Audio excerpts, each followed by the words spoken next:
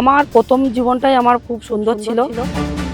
তৃণমূল সরকার মানুষকে ব্যবহার করে গেছেন, শুধু আমাদেরকে বলবো না, বিশেষ এক সম্প্রদায়কেও ব্যবহার করে গেছেন। আমিও পরিযায়ী শ্রমিক ছিলাম। শেখ শাহজাহান মানেই রেখাপাত্র। শাহজাহান যেন এনার জন্য ফাঁসি হয়, আমি আইনের কাছে আমি এই আবেদনটুকু রাখবো। কেউ কেউ অভিযোগ করেন আপনার নাকি সত্যি অহংকার বেড়েছে, কেউ কেউ চাইছেন আপনি হেরে যান। বর্ডার এলাকা একদম ওই অবধি আমরা পৌঁছে দিতে চাই ডবল ইঞ্জিনের সরকারকে। কেউ বলেছেন আপনার যে সংশয় আছে, কেন রেখা রাতে সন্দেশখালীতে থাকতে পারেন না, কলকাতায় ফিট হয়। বারবার করে তৃণমূল কংগ্রেসের শীর্ষ নেতৃত্বকে অভিযোগ করা হয়, শীর্ষ নেতৃত্ব তারা অভিযোগ করেন যে সন্দেশখালীর এই পিঠে বানানোর বিষয়টি সম্পূর্ণ গুজব, সম্পূর্ণ মিথ্যে।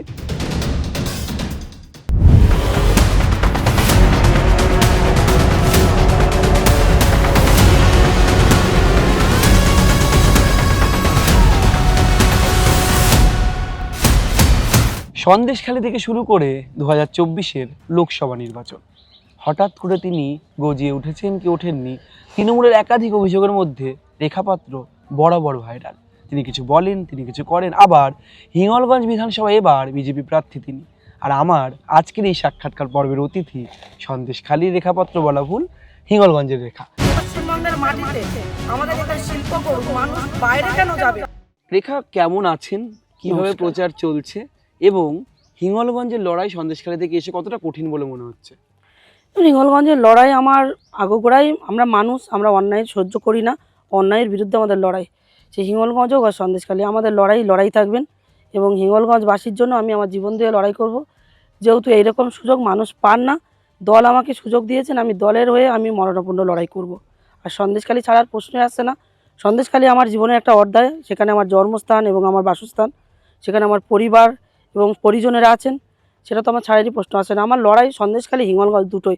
হয়তো সন্দেশখালীর থেকে সামান্য একটু বেশি থাকবে, কিন্তু হিঙ্গলগঞ্জবাসী আমি সমানভাবে আমার আর একটা অধ্যায় বলে আমি মনে করছি। সন্দেশখালী, আপনি সন্দেশখালী থেকে টিকিট পেলেন না বা আপনাকে দেওয়া হলো না দল, আপনাকে হিঙ্গলগঞ্জে পাঠিয়ে দেওয়া হলো পাশের বিধানসভা কেন্দ্রে।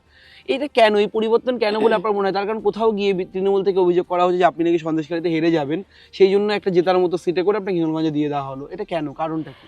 দেখুন, সন্দেশখালী হচ্ছে ওটা এসটি সিট, আর ওখানে এসটি প্রার্থী ছাড়া ওখানে এসসি প্রার্থী দাঁড়াতে পারে না। আচ্ছা। আর যারা অপপ্রচার করছে তাদের হয়তো জানা নেই কিংবা শোনেনি কখনো যে ওটা এসটি সিট, আর আমি এসসি ফ্যামিলি থেকে আমি বিলং করি। তো আমাকে এখানে দল হিঙ্গলগঞ্জে দিয়েছেন। আর যারা এরকম অপপ্রচার করছেন, এটা তো তৃণমূলের কি বলবো, তৃণমূলের ক্যারেক্টার, এটা ওটা ওনাদের ভবিষ্যৎ ওনাদের তৈরি করেন এরকম একটা অপপ্রচার করে। এটা তৃণমূলের ভবিষ্যৎ নিয়ে আমি কিছু বলতে চাই না। তৃণমূলের ভবিষ্যৎ 2026-এ দুয়ে মুছে সাপ হয়ে যাবে।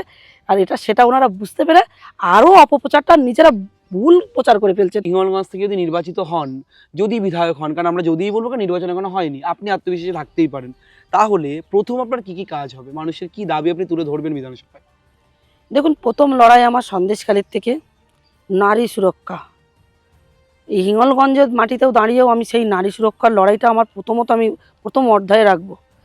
তারপরে থাকবে যে হাসনাবাদ 2009 সালে যে হাসনাবাদ যে রেল লাইনটা এসে যে আটকে আছে, যে আমাদের এই রাজ্য সরকার, তৃণমূল সরকার যে আটকে রেখেছেন, এই রেল লাইনটা আমাদের স্বরূপনগর বর্ডার এলাকা একদম ওই অবধি আমরা পৌঁছে দিতে চাই ডবল ইঞ্জিনের সরকারকে এনে।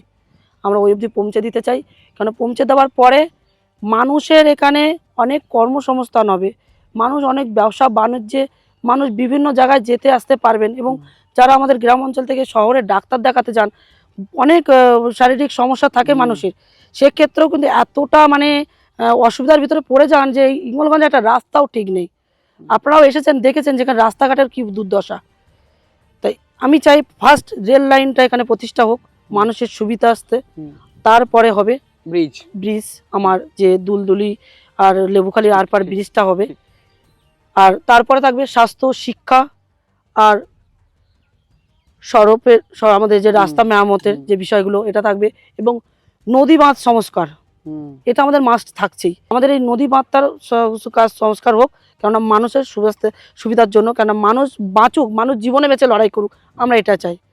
তারপরে আছে যে আমাদের যুব সমাজকে এই তৃণমূল আজকে কর্মসংস্থান বলছেন, চাকরি। একদমই চাকরি, যে সরকারি চাকরি আজকের বিভিন্ন রাজ্যের থেকে দেখুন সবাই আমাদের দিকে আসছেন চাকরি করতে, তারা ডিউটি করতে। আমরা চাই আমাদের এই হিঙ্গলগঞ্জবাসী শিক্ষিত যুবক এবং যুবতীরা তারাও উচ্চশিক্ষায় শিক্ষিত হয়ে চাকরি করুক, তারাও বাইরে যাক এবং নিজের নিজের বিধানসভার মধ্যেই তারা চাকরি করুক, কলকাতার মধ্যে চাকরি করুক, আমরা এটা চাই। যেখান থেকে বহু মানুষ তামিলনাড়ু, দক্ষিণ ভারতের বিভিন্ন এলাকাতে কাজ করতে যান, আপনি জানেন, আপনার প্রতিবেশীরাও যান। এই তাদের ফিরিয়ে আনা, মুখ্যমন্ত্রী ভাতা চালু করেছেন, বা তাদেরকে বিভিন্ন সময় মুখ্যমন্ত্রী বলেন তারা কাজে ফিরুন, বাংলায় আসুন, আপনারাও বলছেন তারা কাজে ফিরুন, বাংলায় আসুন, তাদের জন্য কোনো ভাবনা, স্পেশাল কোনো ভাবনা ভেবেছেন? এখন প্রথম কথা বলবো যে আমিও পরিযায়ী শ্রমিক ছিলাম, হয়তো আজ 2 বছর আমাকে পার্টি আমাকে একটা সুযোগ দিয়েছেন, আমি পার্টির হয়ে কাজ করছি, তাই বলে যে আমি পরিযায়ী শ্রমিক থেকে আমি যে একবার বড় নেতা হয়ে গেছি কি লিডার হয়ে গেছি তা নই। আমি যেমন ছিলাম আমি তেমনই আছি। সন্দেশখালীর একটা গ্রাম্য ঘরের থেকে একটা খুব সাধারণ পরিবারের একটা গৃহবধূ ছিলাম, একটা সন্দেশখালীর একটা খুবই মানে দরিদ্র পরিবারের একটা মেয়ে ছিলাম, সেটাও আছি। আমি সন্দেশখালীর আন্দোলনকারী মায়েদের মধ্যে একটা মুখ ছিলাম, সেটাও আছি তাদের সাথেও, এবং আগামী দিনেও আমি সেটাই থাকতে চাই এই হিঙ্গলগঞ্জ থেকেও। আর যারা পরিযায়ী শ্রমিক, আপনার নাকি অহংকার বেড়েছে শুনলাম, মানে লোকসভা নির্বাচনে দাঁড়ানোর পর একটু ফেমাস হয়ে যাওয়ার পর নাকি আপনি নাকি খুব অহংকারী হয়েছেন। কিছু লোকজন বলেন আপনারই প্রাক্তন সতীর্থ বা আপনার সাথে যারা কাজবাজ করেছেন বা যারা আপনার প্রতিবেশী অথবা যারা আপনার সাথে লড়াইতে ছিলেন, কেউ কেউ অভিযোগ করেন আপনার নাকি সত্যি অহংকার বেড়েছে, এরকম কিছু, মানে মাটিতে আপনি নেই আর? মানুষ একটা কথা কি বলুন তো, মানুষের না যতটাই আপনি দেখবেন, যতটাই সুবিধা দেবেন, ততটাই মানুষ কিন্তু ডিমান্ড করবে আপনার উপরে। তা আমার যতটুকু অকাত, আমার যতটুকু ক্ষমতা, আমি তার বেশি কিন্তু পারি না। তাতে যদি মানুষ যদি আমাকে অহংকারী, আত্মপোষী ভাবেন, আমার কিছু করার নেই। আমি তাদেরকে হাত জোড় করে বলতে চাই যে আমি যেমন ছিলাম তেমন আছি। আপনারা যে আমার বিরুদ্ধে যে একটা মানে ভুল একটা ধারণা তৈরি করেছেন, সেই ধারণার থেকে বেরিয়ে আসুন। আমার সন্দেশখালী ছিল একটা কঠিন লড়াই, সেই লড়াই থেকে আজকের হিঙ্গলগঞ্জবাসী, হিঙ্গলগঞ্জবাসী যদি চান যে আমি সেই রকম লড়াই করব, আমাকে করাবেন, অবশ্যই আমি করব। কিন্তু এখানকার মানুষের মুখের দিকে তাকিয়ে তাদের মতোই আমাকে পরিচালনা, তেনারাই আমাকে পরিচালনা করবেন। আমি নিজের মতো পরিচালনা করতে পারি না, নিজেকে নিজে পরিচালনা করতে পারি না। বিজেপির অনেকে বলা হয় যে আপনার একাধিক মণ্ডল রয়েছে বিভিন্ন জায়গাতে, কিছু কিছু মণ্ডলে নাকি কোথাও গিয়ে রেখাপাত্র প্রার্থী হয়েছেন বলে আপনার দলের অন্দরে একটা চাপা ক্ষোভ রয়েছে, চাপা উত্তেজনা রয়েছে, কেউ কেউ চাইছেন আপনি হেরে যান বা তারা ঠিক করে আপনাকে সঙ্গ দিচ্ছে না। এটা কতটা সত্যি? রেখা কোথাও গিয়ে দলের মধ্যে থেকে কি বিরোধ বা এরকম বিরোধিতার সম্মুখীন আপনি হচ্ছেন? দেখুন, আমার দলের কোনো ক্ষোভ কিংবা কোনো অভিযোগ এখনো অবধি সরাসরি আমার কাছে আসেনি। আপনি কনফিডেন্ট একদমই জয়ের ব্যাপারে? কতটা আত্মবিশ্বাসী? কারণ তৃণমূল এখানে বিরাট শক্তিশালী সাংগঠনিকভাবে। দেখুন, তৃণমূল শক্তিশালী হতে পারে, সেটা দুর্নীতি ভয় মানুষের মনে একটা আতঙ্ক ফেলিয়ে রেখে দিয়েছেন এখানে। এই ছাড়া মানুষ এখানে তৃণমূলের কোনো শক্তি আমি দেখতে পাচ্ছি না। মানুষ যেভাবে অসহায়তার মধ্যে দিয়ে তাদের জীবনযাপন করছেন, সেখানে আমার মনে হয় না যেখানে তৃণমূলের কোনো মানে ইয়ে আছে, প্রভাব আছে বলে। রেখাপাত্র মানেই শেখ শাহজাহান। সেই শেখ শাহজাহানকে নিয়ে আপনি একাধিকবার বলেছেন যে তিনি যদি আবার ফেরেন সন্দেশখালী, তাহলে আবার আতঙ্কের পরিবেশ তৈরি হবে, আবার একটা অন্যরকম পরিস্থিতি তৈরি হবে। এই শেখ শাহজাহানকে নিয়ে এখন আপনার কি অবস্থান, কি ভাবছেন? এখনও কি সেই অবস্থানে আপনি আছেন? সত্যি সত্যি ভয়ের পরিবেশ, আতঙ্কের পরিবেশ তৈরি হবে? কেন রেখা রাতে সন্দেশখালীতে থাকতে পারেন না, কলকাতায় ফিরতে হয়? কি কারণ এগুলোর?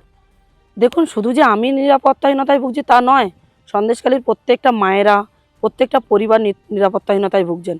আর এই শেখ শাহজাহানের কথা যদি উঠে থাকেন, তো এই শেখ শাহজাহান এবং এনার বাহিনী আমাদের ভারতীয় জনতা পার্টি ক্ষমতায় আসলে এবং আমরা এই হিঙ্গলগঞ্জ বিধানসভার থেকে জয়যুক্ত হয়ে আমি ফার্স্ট আমার পদক্ষেপ থাকবে যে এই শাহজাহান যেন এনার জন্য ফাঁসি হয়।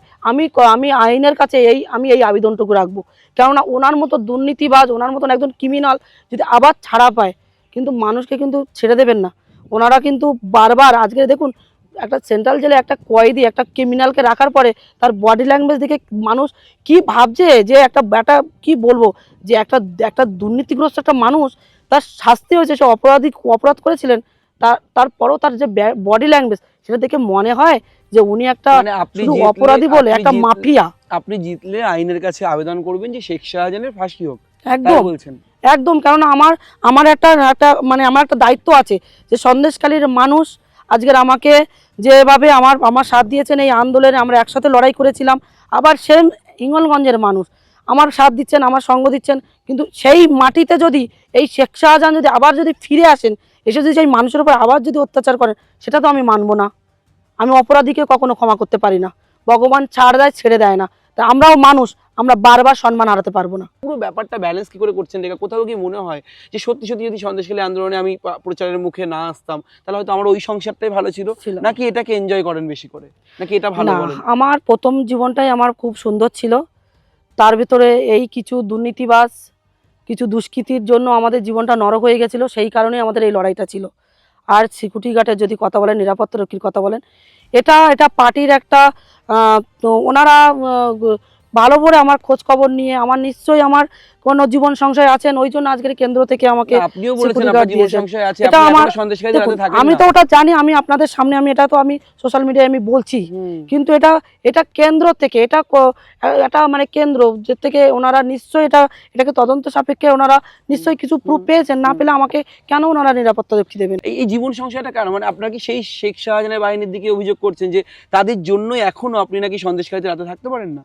দেখুন, আজকের যদি এই জায়গাটায়, আজকে যদি আমাদের যে সম্মানহানি হয়েছে মায়েদের, সন্দেশখালীর মায়েদের, এবং তারা এদের এই তৃণমূল সরকারের কাছে, তারপরেও যদি আমরা যদি এই তৃণমূল সরকারের সাথে থাকতাম, আজকে যদি এই তৃণমূল সরকারের থেকে যদি আজকের তৃণমূলের কোনো প্রার্থী হতাম, কোনো পঞ্চায়েতের হোক, বিধানসভার হোক এবং লোকসভার হোক, তাহলে কিন্তু কোনো এরকম কোনো আসতো না, এরকম কোনো কথাই উঠতো না। আজকের আমরা বিজেপি পার্টির আজকের প্রতিনিধি হয়েছি, আজকের ওনারা আমাদেরকে জায়গা দিয়েছেন, টিকিট দিয়েছেন, আমাদেরকে লড়ার একটা সুযোগ করে দিয়েছেন বলেই এত সমস্যা। এখানে শুধুমাত্র একটা অবৈধ সরকার, এই তৃণমূল সরকার বারবার মানুষের উপর অত্যাচার করে নিজেদের ক্ষমতা বিস্তার করার জন্য আজকের মানুষকে ব্যবহার করে গেছেন। শুধু আমাদেরকে বলবো না, বিশেষ এক সম্প্রদায়কেও ব্যবহার করে গেছেন। সেই সম্প্রদায়ের মানুষের আজকের ভুল ভেঙে গেছেন। যাওয়ার পরে কিছু কিছু মানুষ আজকে বলছে যে না রেখা বোন, তোমার লড়াই আমরা কুর্নিশ জানাই, কেননা এই লড়াই আজকে আপনার মতন একটা মেয়ে হয়ে লড়াই করছেন, সন্দেশখালীর মামুনা আজকে লড়াই করেছিল, আমাদের চোখ খুলেছে।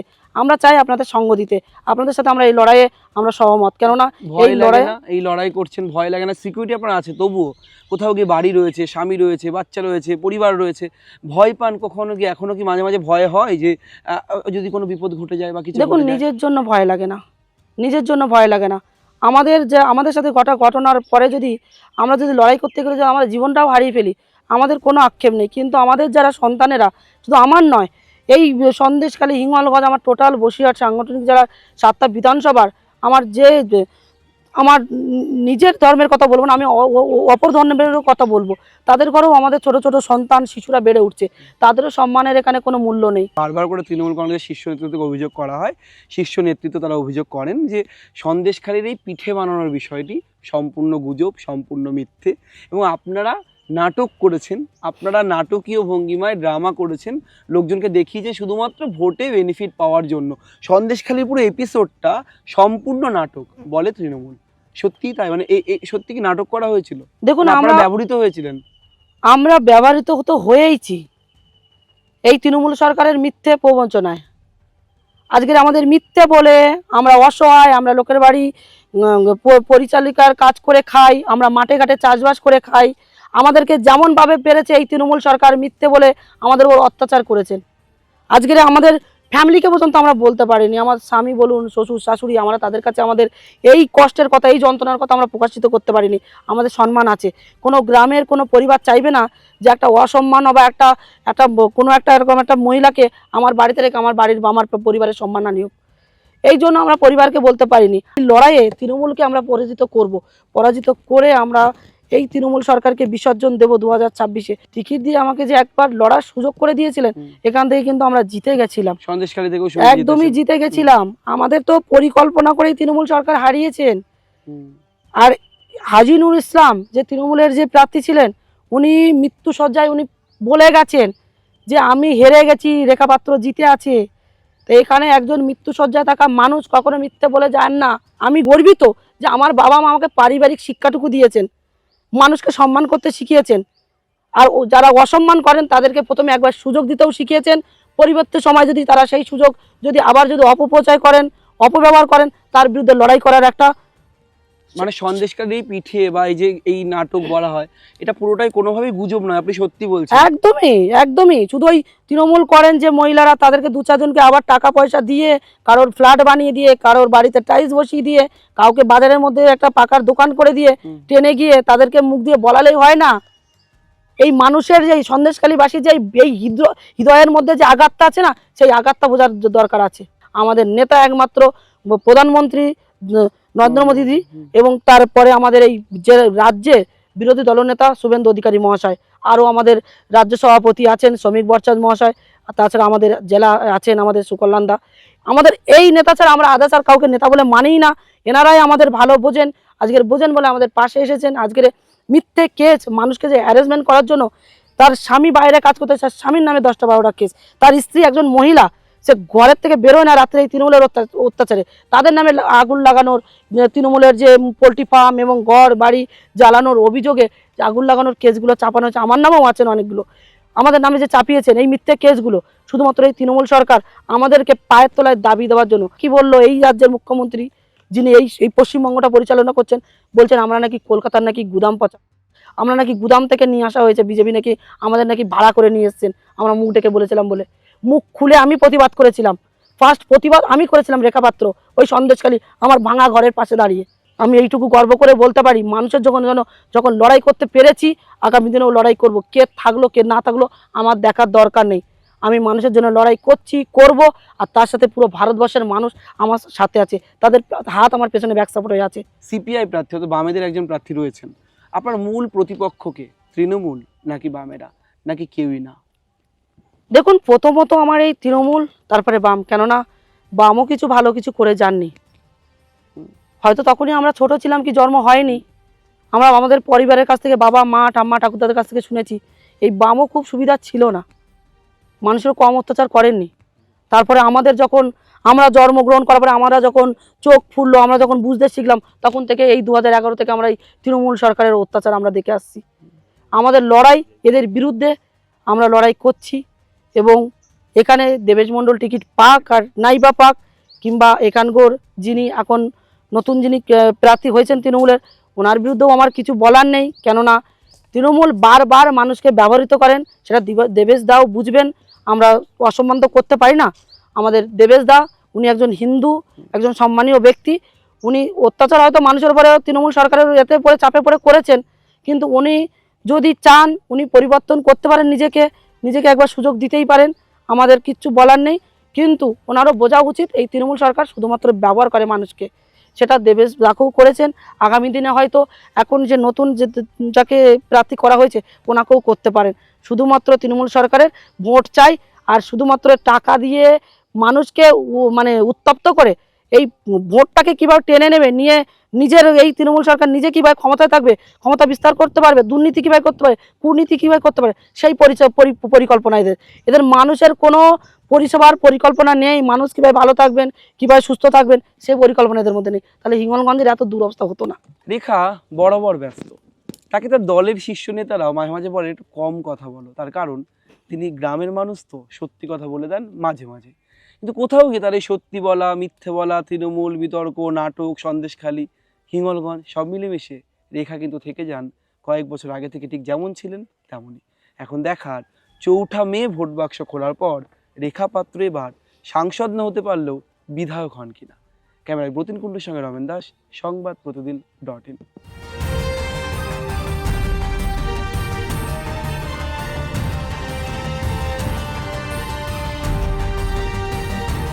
আরে ভাই ভোটের লড়াই এই এখানেই দেখবো।